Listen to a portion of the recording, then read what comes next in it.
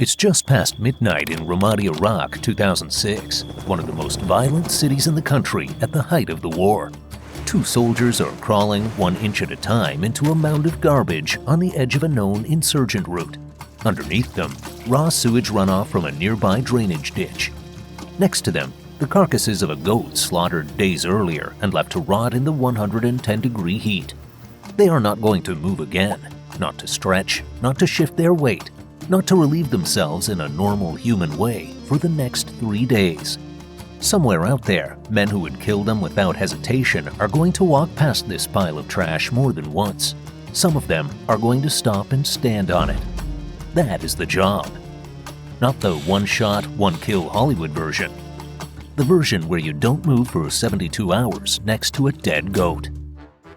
Ask most people what a sniper does, and they'll describe a single dramatic moment. Crosshairs, held breath, one trigger pull. That moment exists. It usually lasts less than a second. The skill that actually keeps a two-man sniper team alive for 3 days in a hostile city has almost nothing to do with marksmanship. It has to do with logistics, the unglamorous business of keeping a human body compliant with conditions no human body has ever agreed to in writing. The Army spent years perfecting this system. Then, they handed it to 2 men and put them in a garbage pile. So how do 2 men lie in one spot, sometimes inside a pile of trash for 72 hours without being seen and without losing their minds? The answer starts before either man ever lies down, with the decision most people would assume is the easy part. It is not the easy part. The first decision is where exactly to stop moving for 3 days. A sniper team studies a location for hours or days beforehand. Maps, satellite images, foot patrol reports, looking for one specific thing, a spot with a good line of sight that a normal human being would never willingly enter. Culverts, collapsed buildings, drainage ditches, garbage piles. The truth of hide-site selection is that comfort is disqualifying.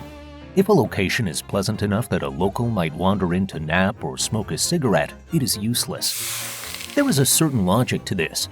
The worse the smell, the better the real estate. But knowing where to go creates the first obvious problem.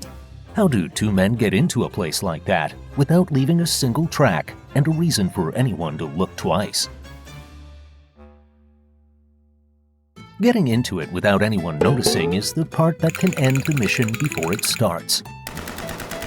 Teams infiltrate in darkness, often hours before the position needs to be active, moving at a pace that would embarrass a tortoise.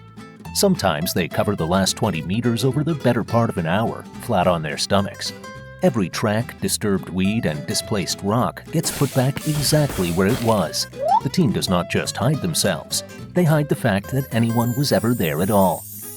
And infiltration is only half the round trip. Exfiltration, 72 hours later, has to be just as invisible, because a hide site that's been burned doesn't just end one mission. It tells the enemy exactly what to look for on the next one. Once they're in, the position has to disappear completely, not from a careless glance, but from someone standing 3 feet away with every reason to look carefully. This is where camouflage stops being a costume and becomes closer to architecture. A ghillie suit is built by hand over several weeks. It is the opposite of fast fashion in every sense, including the part where it smells like wherever it came from. The suit is heavy, and in warm climates, wearing one is close to wearing a wool blanket on top of another wool blanket for moral support. It is, in every measurable sense, an experience. Optics get covered first, before rifles, before faces, because a single flash of sunlight off a lens is the fastest way to end a 3-day mission in the first 10 minutes. In an urban hide like a garbage pile, all of this is even less glamorous. You are not wearing local flora, you are wearing local garbage. The camouflage in that case is just more garbage. By hour 36, the animal carcass a few feet to the left has been sitting in 110-degree heat for the better part of 2 days. The smell is, by any standard, remarkable. It is also, in a technical sense, doing its job. It works for the same reason nobody stops to inspect a pile of trash. They hold their breath and keep walking, which is precisely the point, and which brings us to the next problem the position creates. The position is invisible, but the men inside it still run on sleep, and sleep over 72 hours in a ditch next to a decomposing carcass is the next thing the mission tries to take from them. No sniper does this alone. The two-man team, shooter and spotter, exists because one human being cannot maintain useful attention for 72 hours straight. Both of them already know this about themselves going in, which is a rare and useful form of self-awareness in a combat environment. So they rotate. One observes through the optic, while the other rests, swapping roles constantly to keep at least one set of eyes functional at all times. Rest is a generous word for what is actually happening a few feet from a hostile rogue. It is closer to a series of interrupted half-sleeps that never let either man fully shut down. Every 20 minutes or so, a sniper runs a silent internal checklist: calves, thighs, core, hands, flexing one muscle group at a time, completely invisible from the outside. If you were standing 3 feet away, you would see nothing. What you would not see is what that checklist is preventing. Lying motionless compresses limbs and shuts off circulation. First comes numbness, then genuine pain. Then, eventually, the risk of a leg that simply does not function when it is suddenly, urgently needed, which is a problem that tends to present itself at the worst possible moment. The body was built to complain about staying in one position for about 40 minutes. It is extremely consistent about this, has been doing it for roughly 300,000 years, and does not consult operational timelines before filing a complaint. Snipers counter it by shifting weight millimeter by millimeter and working through that muscle rotation hour after hour, a full-time second job running silently underneath the one they came to do.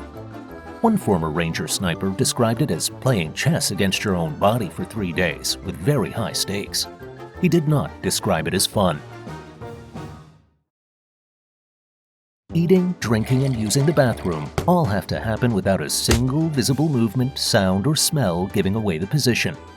Food is calorie-dense and eaten in tiny, silent amounts over long hours. Not a meal, just enough fuel to remain functional. Water is measured and rationed because too little brings dehydration and impaired judgment, while too much creates the one problem no one wants to have: needing to urinate inside a garbage pile while trying not to move. Liquid waste goes into sealed containers immediately. Solid waste is handled with anti-diarrheal medication taken before the mission begins. Medication that shuts the entire system down for approximately 4 to 5 days.